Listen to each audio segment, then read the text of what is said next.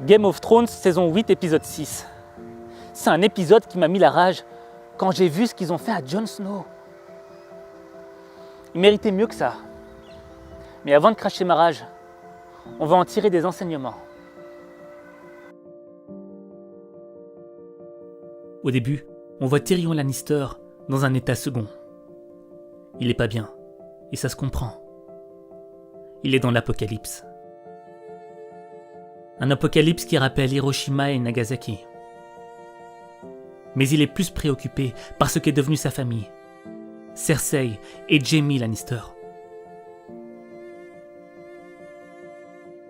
Ce qui est faux, c'est de voir que malgré tous les conflits qui les opposaient, ils pleurent leur disparition.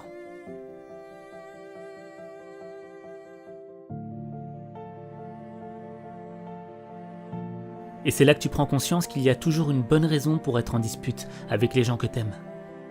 Mais il n'y a jamais de raison suffisante. Il peut y avoir 1000 raisons pour se disputer et ne plus se parler. Mais il n'y a jamais de raison suffisante.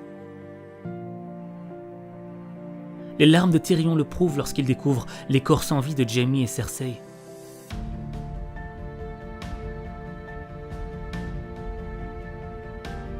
C'est quand tu perds des êtres qui te sont chers que tu te dis que le sujet de votre querelle était ridicule.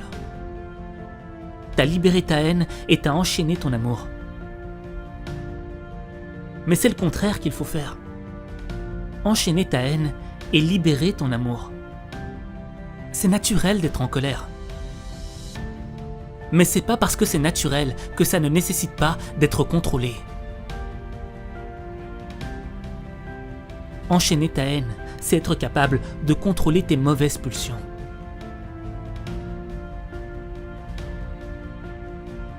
Et si t'arrives pas à contrôler ta haine, tu vas le regretter toute ta vie. Parce que le jour où tu perdras ceux que t'aimes, tes larmes ne feront pas germer les graines de l'amour dans leur cœur. Il sera trop tard.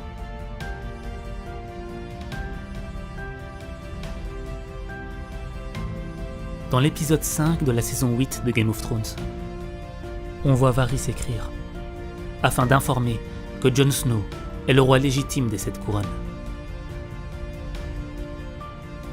Varys a toujours été clair sur le fait qu'il œuvrait pour le peuple du royaume.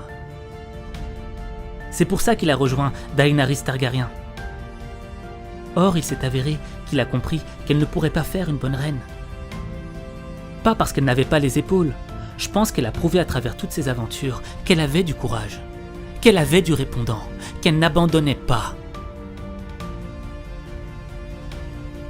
Mais elle ne ferait pas une bonne reine, parce qu'elle ne contrôle pas ses émotions. Ce sont ses émotions qui la contrôlent. Et le jour où elle a libéré les chaînes de ses émotions, on a vu ce que ça a donné. Tout a brûlé. Tout. Et la soif du pouvoir l'a emporté sur l'objectif premier, qui était de rendre le monde meilleur. Et ça se lisait dans son regard. La soif du pouvoir. Ça vous rappelle personne? Tu oses me donner des ordres? À moi? Tu ne donnes pas d'ordre au dragon. Je suis le maître des 7 couronnes. Je ne reçois pas d'ordre d'une bande de sauvages, ni de leur putain. Tu m'as entendu? Son frère, Viserys Targaryen, avait également faim du pouvoir. Il ne pensait qu'à ça. Il était prêt à tout pour le pouvoir, jusqu'à vendre sa propre sœur. Bref, on peut lire dans le regard de Daenerys la peur de perdre le pouvoir, la peur de ne pas devenir la reine légitime des 7 couronnes, de ne pas devenir la reine au profit de Jon Snow. Elle en devient parano. L'un de mes proches m'a trahi.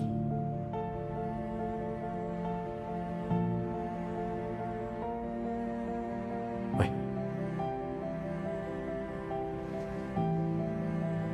Jon Snow. Tu as dit que tu ne voulais pas être roi du Nord. Qu'adviendra-t-il s'il te presse de faire valoir tes droits et prenne ce qui m'appartient?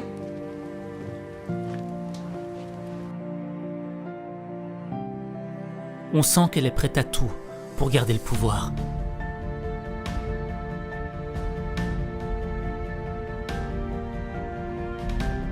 Or, Jon Snow est le roi légitime des 7 couronnes. Ce n'est pas un homme qui cherche le pouvoir. Ceux qui ne cherchent pas le pouvoir font les meilleurs dirigeants. Car ils ne cherchent pas une place confortable, ni la gloire, ni les avantages qui vont avec. Ils cherchent à faire le bien sans calcul.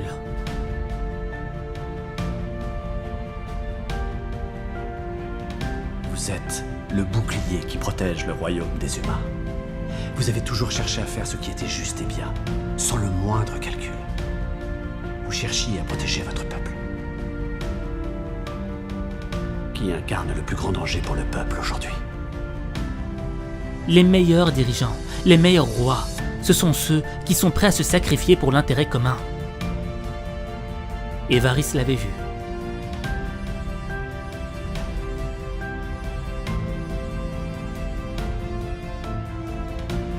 Le problème de Daenerys, c'est qu'elle voulait prendre le pouvoir tout en étant aimée. Être une reine aimée par son peuple.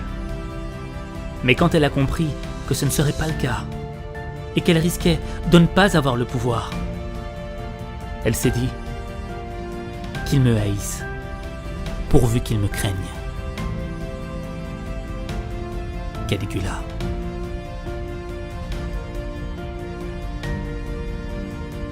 Et on peut transposer cet état d'esprit à notre époque. Quand certains dirigeants politiques font tout pour être aimés, afin de légitimer leur pouvoir. Mais dès qu'il y a une opposition du peuple, ils les écrasent, car ils ont peur de perdre le pouvoir. L'amour et la peur, 2 sentiments qui dirigent le monde. Et toi, qu'est-ce qui te dirige? La peur ou l'amour? La différence entre les deux, c'est que la peur te domine, te paralyse, tandis que l'amour te sublime, te fait devenir la personne que tu dois être.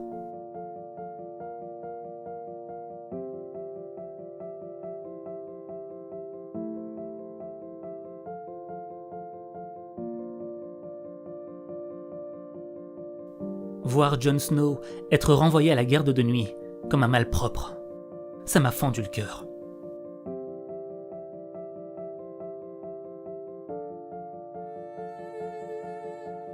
Après toutes les batailles qu'il a menées, après tous les sacrifices qu'il a faits, après toutes les épreuves qu'il a vécues, c'est Bran Stark qui devient roi? Cette scène m'a attristé, m'a outré, comme la fois où Ned Stark a été décapité, trahi par Littlefinger.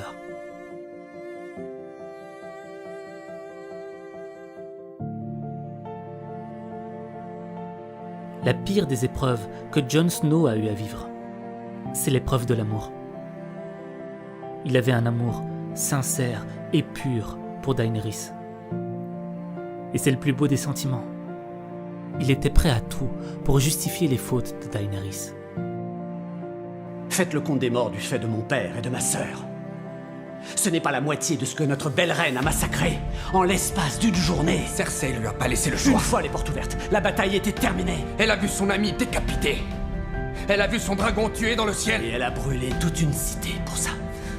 C'est facile de juger quand on se tient loin du champ de bataille. L'auriez-vous fait? Mais c'est pas parce que la source est bonne que le résultat est bon. Son amour pour sa reine était bon. Mais le résultat de cet amour aurait été de laisser Daenerys détruire le monde. On peut avoir des sentiments sincères et bons et arriver à un résultat catastrophique.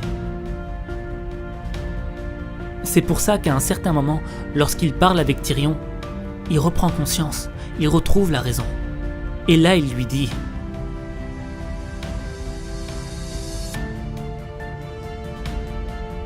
L'amour, c'est la mort du devoir.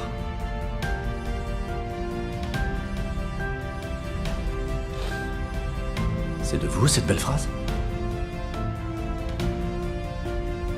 L'amour, c'est la mort du devoir. Cette phrase explique son geste.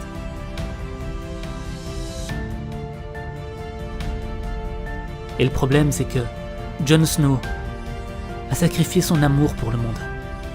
Il s'est sacrifié lui-même pour les autres. Mais personne ne s'est sacrifié pour lui. Il s'est toujours battu pour le bien. Il a refusé l'injustice. Mais personne n'a osé attaquer Vergris et son armée. Au nom de la reine légitime, Daenerys Targaryen, je te condamne à mort. Vergris! C'est fini. Ces hommes sont prisonniers. Non. Les gens n'avaient plus envie de se battre. Assis dans le confort de leur siège. Qui parmi ces gens avait été sur le champ de bataille? Qui s'est sacrifié pour les autres? Qui a donné une vie pour sauver l'humanité?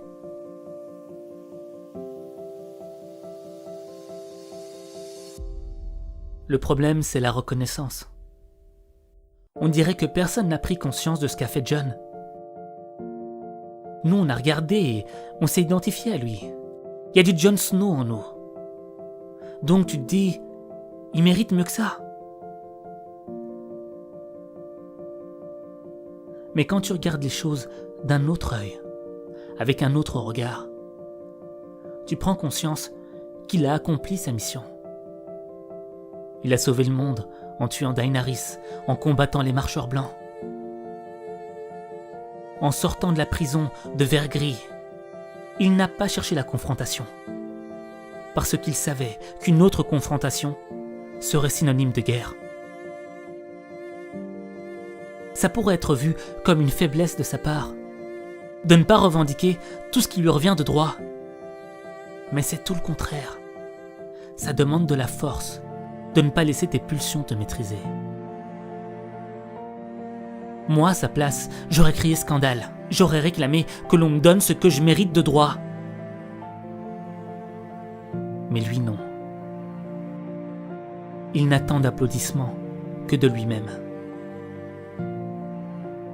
C'est Richard Francis Burton qui disait « N'attendez d'applaudissements que de vous-même ». Il vit le plus noble et il meurt le plus noble, celui qui fait et qui suit ses propres lois. Cette capacité à avoir son législateur intérieur et à s'y fixer. À ne pas vivre dans les idées des autres. Jon Snow se moque de ce que pensent les autres. Il se moque. Quelqu'un lui donne le titre de roi. Car la force qu'il a au fond de lui-même est plus précieuse qu'un trône de fer. Il a décidé de maîtriser son destin. Le trône de fer a fondu sous les flammes de Drogo.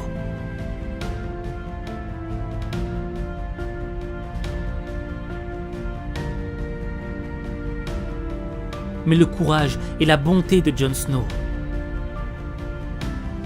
ne pourront jamais fondre.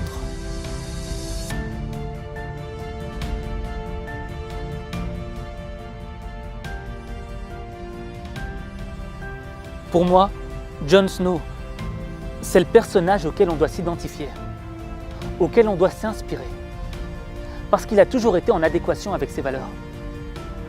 Certes, il n'a pas eu le titre de roi des 7 couronnes, mais que vaut un titre de roi face au titre de bouclier du monde?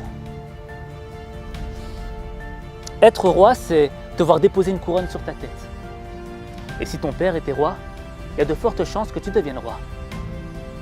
Mais être bouclier du monde, c'est s'opposer corps et âme face à l'injustice. C'est défendre le plus faible. C'est prendre les armes pour ce qui est juste. Et tu peux être un bâtard. Tu peux être un enfant de rien, un enfant des rues. Tu peux venir de la plus basse échelle sociale. On s'en moque. Ce qui compte, c'est ce que tu as dans le cœur. Et c'est là que tu dois te poser la bonne question. Est-ce que la raison de ce que tu fais est d'obtenir un titre ou d'apporter quelque chose de bien au monde, d'apporter ta contribution. Ceux qui ont eu des titres, les diplômes avec mention, on les a oubliés. Mais ceux qui ont apporté quelque chose de bien sur cette terre, ils ont leur image gravée sur le panthéon du monde. Alors à toi de faire ton choix. Avoir un titre comme tous les rois et les reines qui sont